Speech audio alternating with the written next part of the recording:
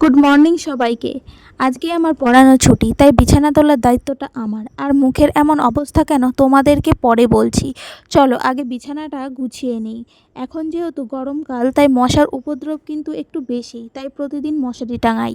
আর গত রাত্রে হয়েছিল ঝড়, পোকামাকড় যাতে গায়ের ওপরে না পড়ে, তাই সেফটি হিসাবে মশারি টাঙানো। এই দিকে দেখো, তোমাদের সাথে কথা বলতে বলতে আমার বালিশ গুছিয়ে রাখা, মশারি ভাঁজ করে রাখা হয়ে গেল। মশারি ভাঁজ করা ভালো লাগে, কিন্তু মশারি টাঙাতে ভালো লাগে না, কেমন একটা আলসেমি লাগে। তোমাদেরও কি আমার মতো এমনই পরিস্থিতি হয়? কমেন্টে জানিও কিন্তু। আর এইদিকে দেখো, আমার বিছানাটা ঝাড় দিয়ে জানলাটা খোলা কিন্তু কমপ্লিট। এবার আমি চলে গেলাম এই যে বালিশ কাঁথাগুলো ছিল সেগুলো একটা কাপড় দিয়ে ঢাকতে। বিছানা থেকে বালিশ কাঁথাগুলো সবসময় একটু আলাদা রাখার চেষ্টা করি, তাহলে দেখতেও ভালো লাগে। কয়েকটা জামা কাপড় একটু অগোছালো ছিল, তাই এই জামা কাপড়গুলো একটুখানি ভাঁজ করে নিচ্ছি। আমার জামা কাপড় খুব একটা অগোছালো থাকে না, আর আমি অগোছালো রাখতে পছন্দও করি না, তাই জামা কাপড়গুলো একটু ভাঁজ টাজ করে ঠিকঠাক করে রাখছি। আর এইদিকে একটা জামা আমি নিয়েও নিলাম, কারণ এই জামাটা পরে আজকে বাজারে যেতে হবে, তাই আমি এইদিকে দেখো জামাটা বের করে রাখি। আর এইদিকে দেখো, দিদির জামা কাপড় ভাঁজ করতে এত আলসেমি লাগে যে কোনোদিনও নিজের জামা কাপড় গুছিয়ে রাখে না। তাই আমিও একটা শয়তানি বুদ্ধি করলাম, ওর জামা কাপড় গুছালাম না, ওর জায়গায় রেখে দিলাম। যা জিনিস আছে সমস্ত কিছু রেখে দিলাম।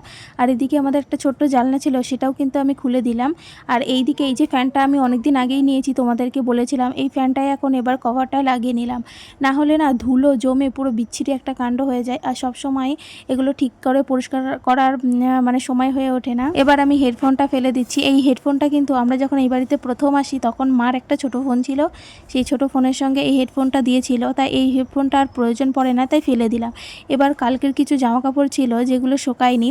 অ্যাকচুয়ালি আমরা একটু বেলা করে স্নান করি তো, কারণ খুব গরম, আমাদের বাড়ির এমনি টিনের ঘর, তাই খুব গরম বলে আমরা একটু বেলা করে স্নান করি। তাই এখন সেই ভিজে জামা কাপড়গুলো একটু মেলে নিলাম, বেশি ছিল না, কয়েকটা ছিল। আর এইদিকে আমি রেডি হয়ে গেছি বাজারে যাব বলে, জামা টামা পরা কিন্তু কমপ্লিট। এবার চুলটা বেঁধে নেব। আর মুখে আমি কি দিয়েছিলাম বলো তো? ঘুম থেকে উঠে দেখি অ্যালার্জি বেরিয়েছিল, তাই পাউডার দিয়েছিলাম। দেখো এইভাবে তো বাজারে যাওয়া সম্ভব না, তাই মুখটাকে টোনার দিয়ে আগে ক্লিন করে নিলাম, কারণ এইভাবে বাজারে গেলে আমার দিকে সবাই হাসবে। আমি বাজারে যাব বলে ব্যাগ নিতে এসে দেখি মা এদিকে পাটের শাক বাচ্ছে। আর এইগুলো কিন্তু কালকের পাটের শাক। অ্যাকচুয়ালি এখন খুব ঘন পাটের শাক হয়েছে তো, যাই নিড়ানি দিয়ে যেগুলো তুলে ফেলে সেই পাটের শাকগুলোই নিয়ে আসা হয়েছে। এবার দেখো আমি বাড়ি চলে এসেছি, কারণ এত বাইরে গরম। ফ্যানটাও চালিয়ে নিয়েছি, দিয়ে মুখ টুক মুছে এখন একটু জল খাবো। আমাদের জল সবসময় কলসির ভেতরে রাখা হয়, কারণ আমাদের বাড়িতে ফ্রিজ নেই, তাই কলসির ভেতরে জল রেখে জলটাকে ঠান্ডা করা হয়। আজকে সকালের পার্ট 1 মিনি ব্লগটা এইটুকুই। পরবর্তী একটা মিনি ব্লগে তোমাদের সঙ্গে দেখা হবে। তো খুব ভালো থেকো, সুস্থ থেকো, আর পরবর্তী ভিডিওর জন্য অপেক্ষা করো।